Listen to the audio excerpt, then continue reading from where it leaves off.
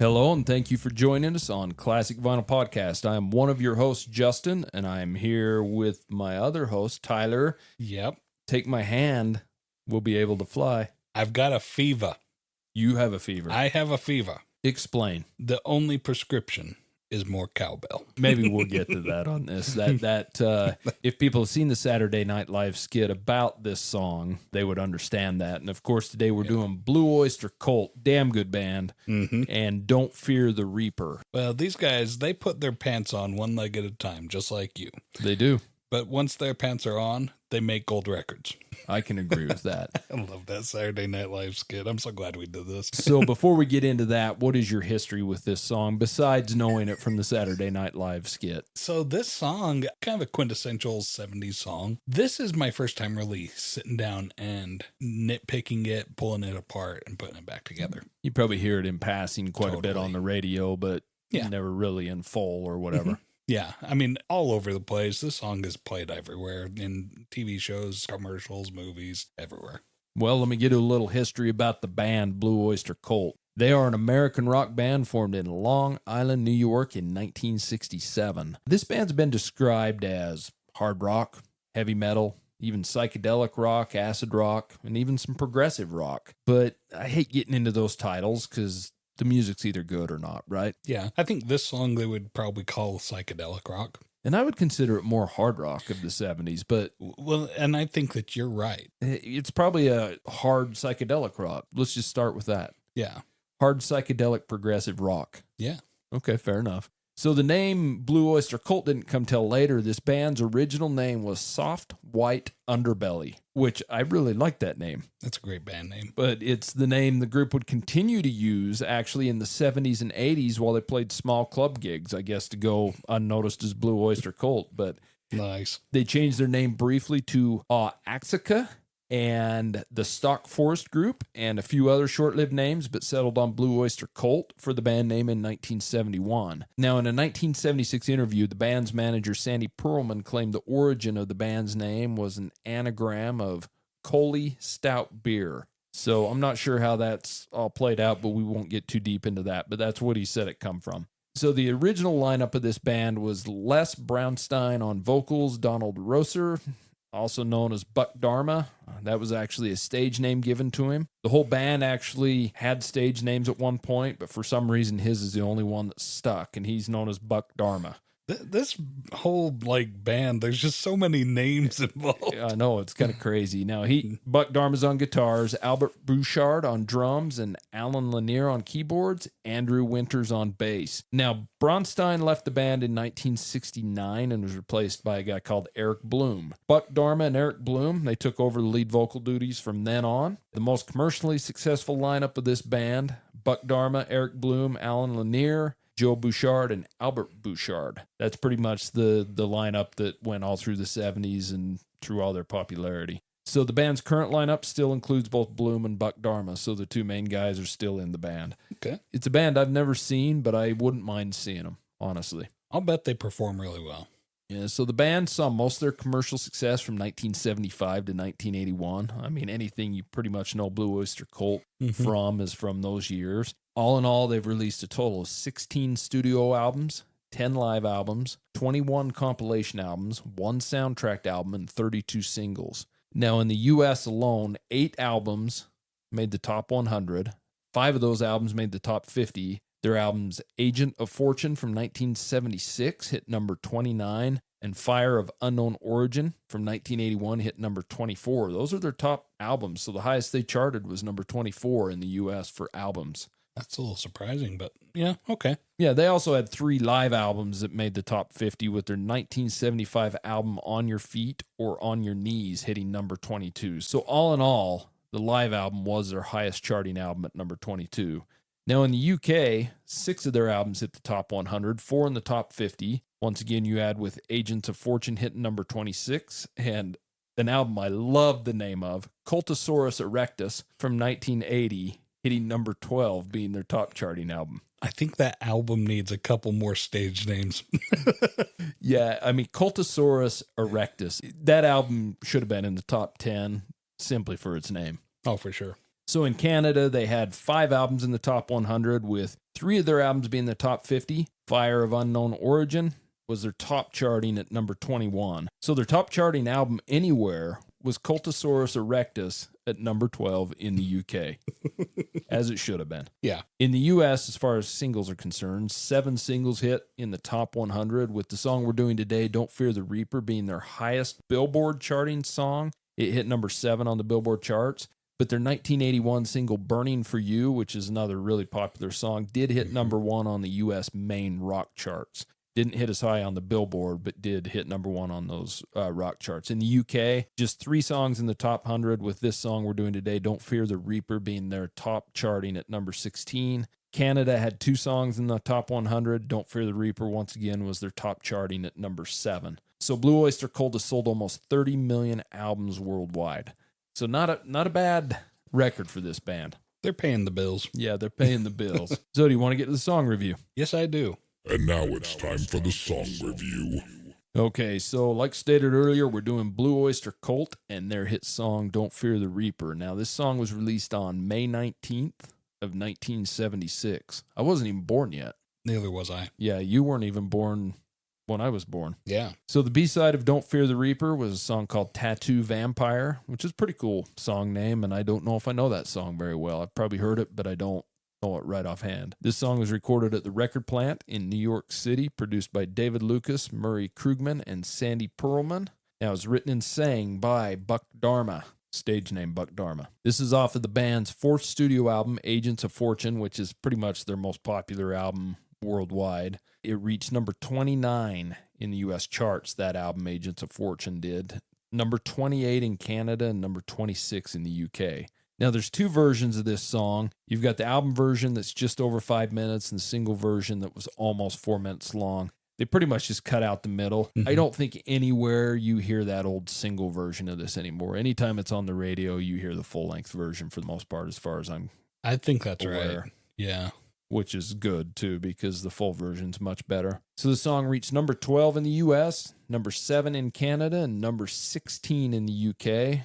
This was the band's highest charting song in the U.S. on the Billboard charts. This was named as Song of the Year in 1976 by Rolling Stone, and they've ranked the song as high as 397 on the top 500 of all time, which I actually think is kind of low for this song. It really is. Yeah, I think that's low. I think it's about 100 too low. So the single is certified 6 times platinum in the U.S. with almost 7 million in sales of this single alone. Pretty impressive. So many people thought the song was about murder-suicide or satanic connotations. It's kind of been a thing with this song for years, as it's been kind of a dark, shrouded song of what it was about. But when talking to Buck Dharma, the song was really inspired by the concern over an early death, and leaving loved ones behind. Basically, what happens to your life and your loved ones when you go. And he had been diagnosed with heart arrhythmia, which made him think about mortality. It scared him at a young age, obviously, and what would come after his death. And he didn't really need to worry because it's a pretty common thing. And he's still living today and about 77 years old. So it obviously didn't affect him too much. It would scare the crap out of anybody to go into a doctor and have him say, well, you've got something with your heart. Huh? Yeah, I think you name heart in any kind of problem, somebody's scared. Oh, I had a doctor that I was doing some sort of medical testing or research for asthma medications, and the doctor did an EKG, and he approached me in the room afterwards, and he's like, just so you know, you don't need to be alarmed, but you do have a left valve block. I'm like, what? He says, well, what this is there's electrodes on your heart that come from your brain that tell it to pump. And there's one on the left side valve on my heart that just doesn't fire quite right. That's all it was. He's like, there's nothing wrong with you. But if you have a heart attack someday. Yeah, that's what caused it. Yeah. He says, well, just let them know that when you were 21, it was there. And now I'm in my 40s. I'm twice that age now. And I've never had a heart attack yet. Hopefully you don't. But if I do, I know to tell them, well, oh yeah, that left valve block, that's not damage to the heart. That was there when I was 21. Yeah, perfect. Yeah. So, Don't Fear the Reaper, probably one of the things it's most well known for is the guitar riff. I think most people know that opening guitar riff, and it carries throughout. It was played on a Gibson ES-175. It's an amazing guitar riff, in my opinion. There is the mystique, like you opened up, around the cowbell. Until I knew about that Saturday Night Live skit, this song, you don't really hear the cowbell in it too prominently. Not really until you watch that skit and then you hear it. Then you hear it and you know it there and you think, God, maybe it ought to be a little more. Yeah, and maybe you do need more cowbell, right? Yeah. But yeah, I don't know. And that skit really brought a resurgence of popularity, this song in 2000. Oh, I'm sure it did. And Buck Dharma has said, it kind of killed a little bit of the mystique of the song, but it was great because it brought popularity and I'm sure a little bit of coin to his pocket. For sure. Yeah, he can't whine too bad. Yeah. And like you stated earlier, this has been featured in a ton of movies, a ton of television, a ton of video games and commercials. I don't know how many people really know Blue Oyster Cult. They're another one of those bands. I don't know if the names withheld the test of time as well as some have, but I think everybody knows this song and probably Burning for You too. And maybe even Godzilla. Godzilla is a pretty popular song. So, but I'm sure that they know the name because it's a great band name. It is a great band name, but Soft White Underbelly isn't a bad band really name is. either. And let me tell you, Coltosaurus erectus is an awesome album name. These guys, they're genius. I don't know if it's in the music so much as it's just in the naming of stuff. Yeah. So like you said, this is the first time you've really sat down and listened to this song in whole. After listening to it with, purpose of pulling it apart a little bit and telling us what you think. What are your thoughts on this one? Well, for years, I wasn't sure if it was Don't Fear the Reaper, like the Grim Reaper, and that's what it is, the Reaper, or if it was Don't Fear the Reefer, smoking the funny weed. God's lettuce. God's lettuce, the devil's lettuce and stuff. Yeah. I like to call it God's lettuce. God's herbs. Yeah, because I don't think the devil grows a garden. I think.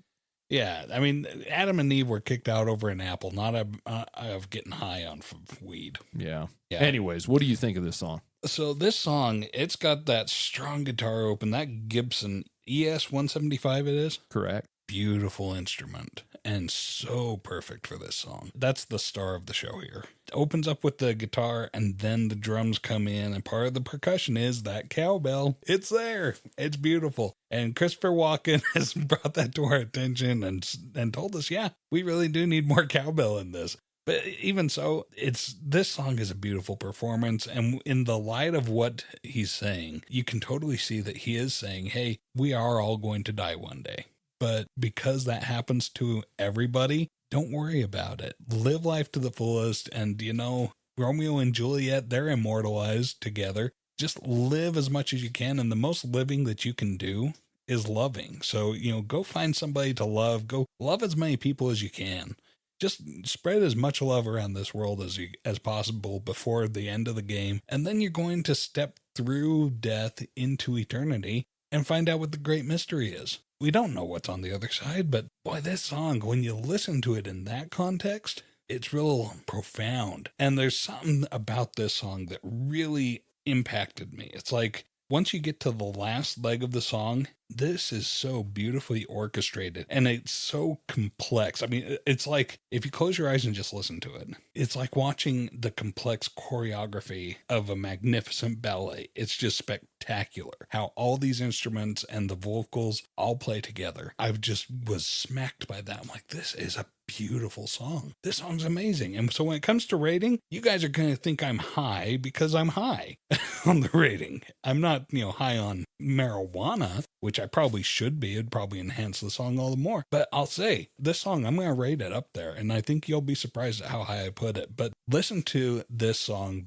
the way it's all put together. It doesn't turn into a horrible mess.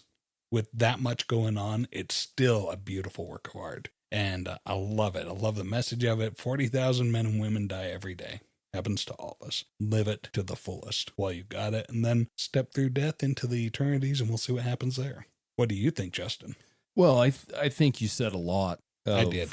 what I think as well. But yeah, the first thing you said is the excellent, recognizable guitar intro that carries on throughout the song. That's perfect. It sets the stage for this. This has got amazing bass throughout the song. It's got amazing drumming throughout the song. It's just a good song throughout. I think it was mixed very well, produced very well. It's got a nice, thick sound. The vocal in it is great from Buck Dharma. I've always, especially this song and Burning for You, I just love the vocals in them. Blue Oyster Cult has got a lot of good music on their albums that people really should go check out. They're a really excellent band. They're just a good rock band from the 70s, and Not just names, huh? No, not just names, but they're an amazing band and they've got some good music. And I think if you haven't visited them very often, you only know 2 or 3 of their hits, it's really worth going and checking out their albums because they're excellent. The musical section in the middle of this is great. I think that helps make the song. I can't really say it's the best part because everything is mixed so well in this song that it works out perfect. I mean, obviously the guitar is the most recognizable, the bass is thick, the drums are thick, but the middle section is awesome. Everything, every instrument used in the middle section is awesome. The guitar licks throughout are great. And when we're talking about the lyrics, the imagery in the lyrics, I just love it. You know, the door was open and the wind appeared, the candles blew and then disappeared, the curtains flew and then reappeared. I can see why there was some mystery behind this song because Don't Fear the Reaper, I can see how maybe they thought it was satanic. But then again, if you really dissect the lyrics, there's some of them that are probably bullshit throwaway lyrics. That's what you do to rhyme and what you do to make a song sound cool. But love of two is one. Kind of reminds me of a Pete Townsend lyric, but we won't get into that one right now. But I like the lyrics in this. I think the imagery is excellent. So pretty much straight down from the intro to the middle section, to the lyrics, to the way all the instruments sound and the vocal. I think this is an excellent song. If anything, I could probably sit here and say I probably hear it a little too much, and I'm probably a little bit guilty of changing it sometimes because I have heard this song a million times, but we've also said it's not the song's fault when it's so damn popular and so damn good that it's played all the time, and I think this is a perfect example of that. It's Christopher Walken's fault. That's exactly whose fault it is. Yeah, I agree. Yeah. So do you want to get the song rating? Let's rate it. Song rating. Okay, if this is your first time listening, our rating system, I'll explain it briefly. It's 0 to 10, and 10 being amazing. I put this one, I said I'm going to do it kind of high. I put this one into 9. And it's because listening to it, I was just struck by how well this is put together, how complex it's put together. This thing was orchestrated so perfectly, and it was just like watching all these instruments dance together, and it was so complex, and yet it didn't devolve into a mess of noise, which is real difficult to do with that much going on. I haven't heard something like this since we did Pet Sounds by the Beach Boys. I mean, this is phenomenal. So where do you put this one, Justin? Well, I'm not too surprised. I could tell by your reactions and the fact that you said you were going to rate this high, or you said you were high or something. I can't remember. Yeah, I accused myself of being high, but I'm not. Yeah, Dr. Pepper is about the rowdiest thing you attack. Yeah, and only, medicinally. Yes, exactly.